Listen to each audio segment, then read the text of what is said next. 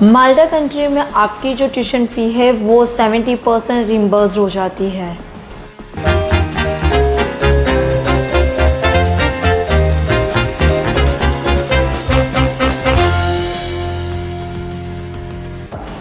Hello दोस्तों, मेरा नाम है रिद्धि, मैं एड्यूबिल की तरफ से। तो आज मैं आपको इस वीडियो में बताने वाली हूँ माल्टा कंट्रीज़ के स्टडी के लिए टॉप 10 रीज़न, यानी कि आपको माल्टा स्टडी वीज़ा के लिए क्यों जाना चाहिए वो मैं बताऊंगी। तो फर्स्ट जो है, माल्टा में आपको क्यों एडमिशन लेना चाहिए, बिकॉज़ वहाँ पे विदाउट IELTS आपको जो है वो एडमिशन मिल सकता है। दूसरा जो है, यानी कि लो मार्क्स पे भी आपको एडमिशन मिल जाता है, यानी कि जो भी कैंडिडेट है वो 50 या 55% होते हैं, उन लोगों को भी वहाँ पे इजीली एडमिशन मिल जाता है।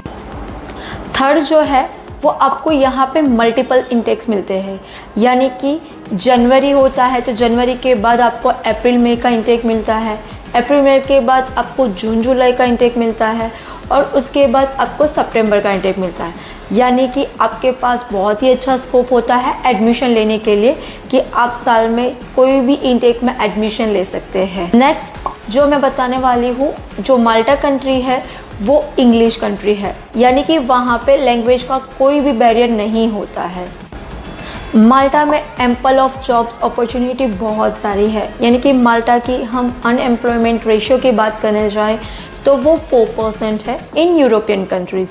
अभी उसकी सैलरी की बात करनी चाहे तो बेसिकली जो एवरेज सैलरी होती है वो कुछ 1200 यूरो से लेके 1500 यूरो मिलती है, यानी कि जो लोग फुल टाइम में जॉब करते हैं उन लोगों के लिए।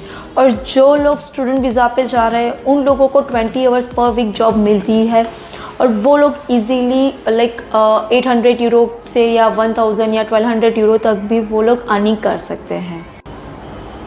यहाँ का जो वीज़ा रेशियो है वो 80 to 90% है।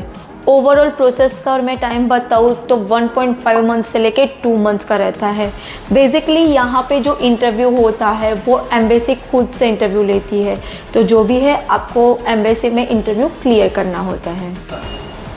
माल्टा में जो सम कॉलेजेस होती है या सम यूनिवर्सिटीज़ होती है, उनकी ट्यूशन फीस जो आपको पे करनी होती है वो आपको आफ्टर वीज़ा पे करनी होती है। यहाँ पे आपका जैसे ही आप स्टडी कंप्लीट होता है तो उसके बाद आपको 6 महीने का PSW मिलता है, यानी कि वर्क परमिट मिलती है। कई बार आपको 1 ईयर का PSW या वर्क परमिट आपको मिलती है। तो आप ये ड्यूरेशन के बिटवीन आप कहीं पे भी जॉब कर सकते हो, कोई भी जॉब कर सकते हो। यहाँ पे आपकी जो क्लास होती है वो वीक में 2 डेज़ ही होती है, यानी कि आप कोई भी टाइम पे पूरा वीक आप जॉब कहीं पे भी कर सकते हो।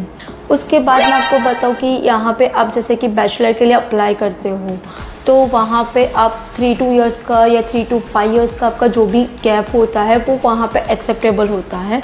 और कोई कैंडिडेट जो मास्टर के लिए अप्लाई करते हैं तो अप टू 10 इयर्स का गैप यहाँ पे एक्सेप्टेबल है। सो आप बैचलर या मास्टर कोर्स के लिए यहाँ पे इजीली अप्लाई कर सकते हो। सबसे लास्ट में बात करूँ तो जैसे ही आपका एजुकेशन कंप्लीट होता है उसके बाद आपको जैसे ही वर्क परमिट मिलती है, तो जैसे वर्क परमिट आपका आपकी जॉब चालू होती है तो उस बिटवीन आप अपनी जो ट्यूशन फीस होती है वो रिम्बर्समेंट करवा सकते हो, यानी कि अपनी ट्यूशन फीस 70% जितनी रिम्बर्समेंट करवा सकते हो, यानी कि कवर कर सकते हो। सो गाइज़, आज की इस वीडियो में हम लोगों ने आपको बताया माल्टा के टॉप 10 रीज़न, यानी कि आप माल्टा स्टडी के लिए क्यों जा सकते हो।